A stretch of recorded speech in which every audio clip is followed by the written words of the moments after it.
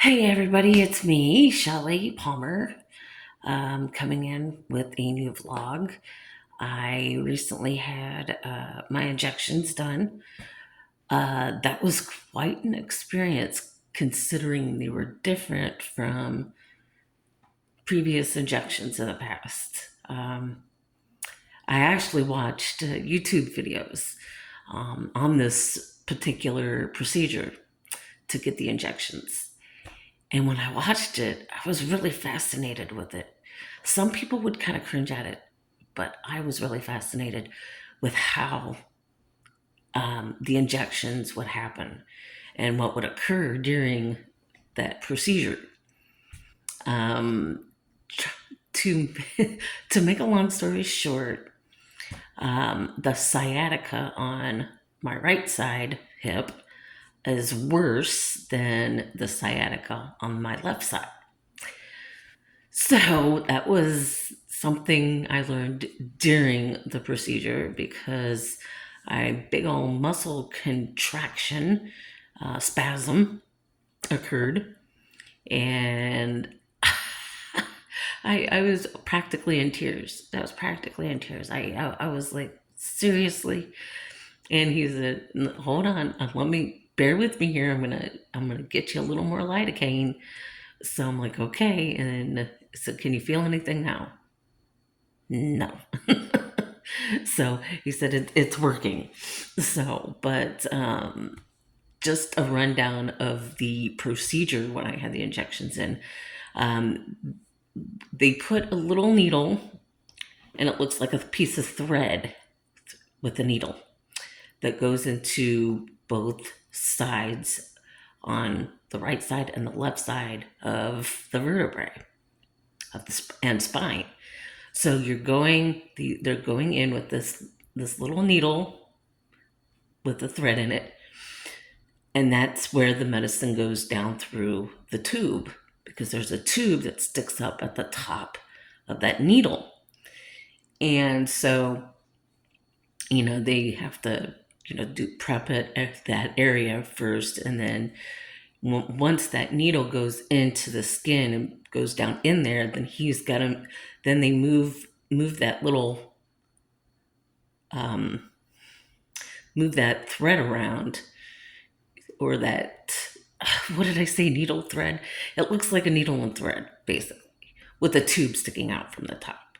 Well, when they move that around in between the vertebrae, they have to pinpoint exactly where they're injecting the the epidural, basically, and the contrast.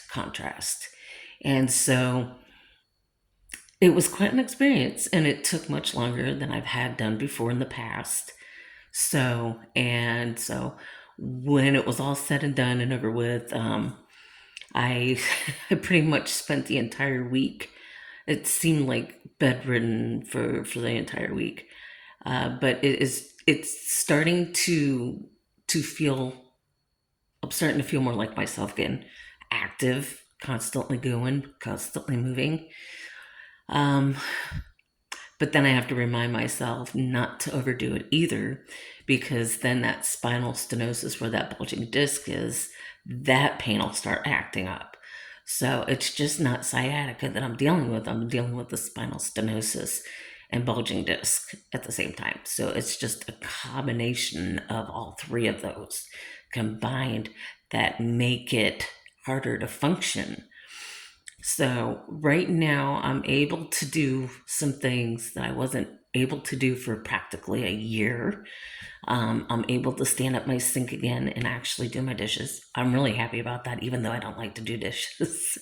Oof, I don't like dishes. I don't like cleaning dishes. But I'm able to do that again. I'm able to walk a little more than I did before, which is great for me, physically speaking.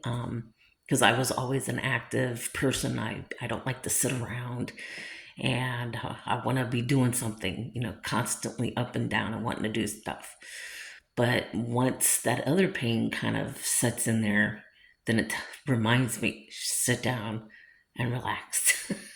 So I'm at the point now where these injections have produced such an improvement in my mobility, and it's just the greatest feeling in the world. And knowing how I have some relief, there's some relief there.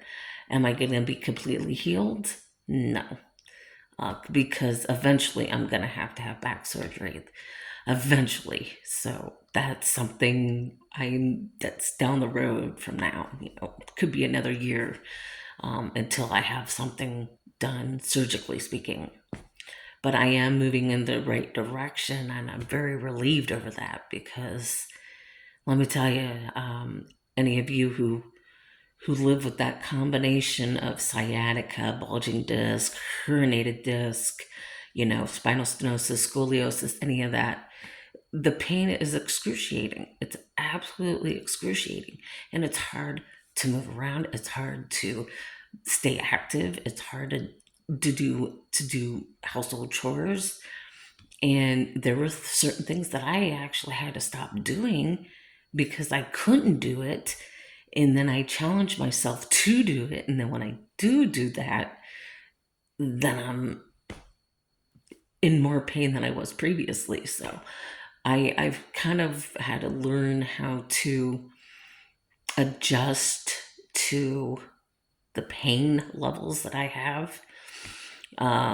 Because when I go to pain management appointments, they always ask you to rate your pain level. And I'm usually teetering between an 8 and a 10 most of the time. If it's a 6 or a 7, it means I'm doing pretty good. So I'm very relieved with the outcome at this point. That, like I said, the first week that I had just gotten the injections, I felt practically bedridden. There wasn't a whole lot I could do that first full week. I was having a lot of side effects and symptoms of the injections, and I've had those kind of side effects and symptoms before with having injections done. So it it was a rough week that week, but I was happy to get it done and get it over with, and now feeling better in the process of what that I previously was in.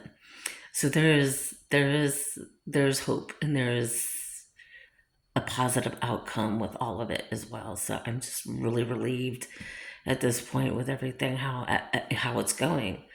And so as we're starting to get closer into the holidays, I'll be able to do more cleaning around here and get decorated because I love to decorate for the holidays. So this was basically a vlog update of the spinal stenosis journey that I've been taking everybody on, and I appreciate everybody who comes in, watches these, and hopefully you're able to take something away with it, and hopefully I can shed some light on someone else's life. And I get you and I understand you because it's extremely painful. Mobility is difficult, but now that I'm moving in a different direction, I have more hope that things will increase and get better. And to me that's a godsend. So thank you all for stopping in, and I appreciate every one of you who watches and listens.